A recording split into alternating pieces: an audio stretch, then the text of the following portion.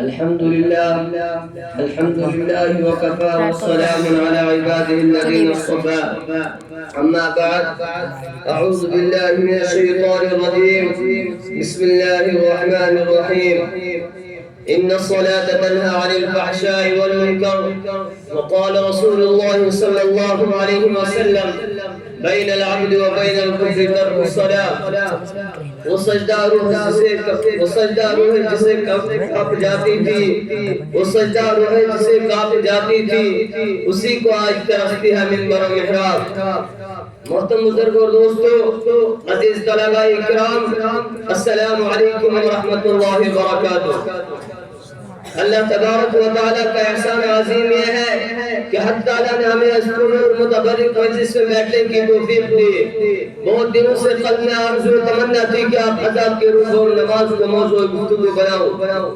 اس مقصد کو سامنے رکھ کر لب کشائی کی جسارت کر رہا ہوں، اور میں اپنے آپ کو بہت ہی خوش نصیب سمجھتا ہوں کہ آپ جیسے معظم مکرم حضرات کے مابین لب کشائی کا موقع ملا۔ اللہ تعالیٰ ہمیں سما سے زیادہ عمل پیرا بنائے۔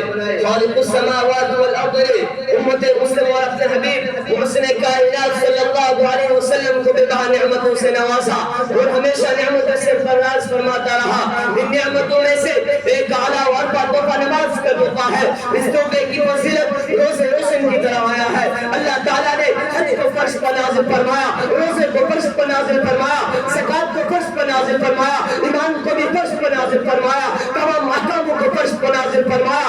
لیکن جب نماز کی باری آئی تو رب کائنات نے اپنے حبیب محسن کائنات صلی اللہ علیہ وسلم کو فرمایا ہم آپ کو دین کی تحفہ دینے والے ہیں۔ یہ تحفہ بہت ہی اعلیٰ ہے، یہ تحفہ بہت ہی عرفہ ہے، اس لیے اعلیٰ و عرفہ شیخ کو اعلیٰ ہی جگہ عطا کیا جاتا ہے، لہذا نماز کو عرش الہی پر بلا کر عطا کیا گیا۔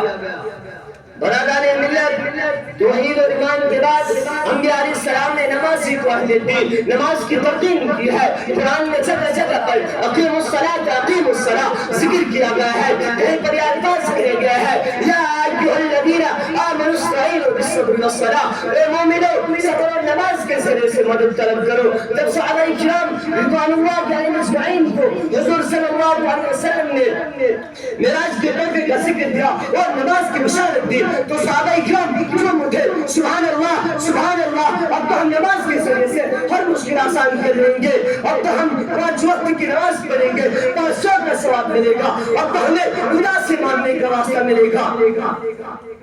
دل میں ہر ایک انسان کی حسرت ہے جہاں کی، دل میں ہر ایک انسان کی حسرت ہے جہاں کی، وہ باغ جہاں سر جھکانے میں مل گیا۔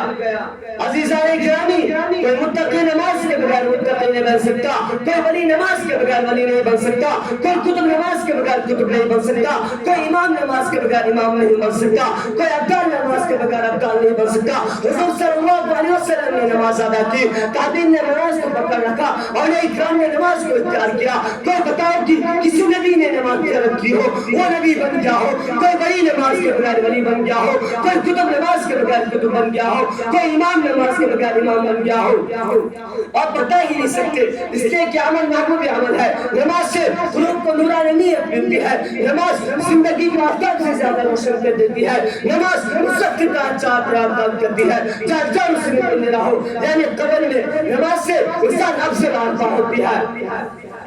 کیوں نہ ہو نمازی سے ایسا تحفہ جس سے شیطان سے مطالعہ ہو جاتا ہے۔ برادران ملت، نمازی سے فیصلہ ہوتا ہے کون متقی کون شقی کون مسلم کون غیر مسلم، یہ امتیاز نمازی سے ظاہر ہوتا ہے۔ میں شاعر کے ساتھ اپنی تقریر کا ختم کرنا چاہتا ہوں۔ پڑھ نماز منگانا نہ کر کوئی بہانہ، پڑھ نماز منگانا نہ کر کوئی بہانہ، اسی نے تیری جنت ورنہ دوزخ ہے تیرا ٹھکانہ۔ وآخر دعوانا الحمدللہ۔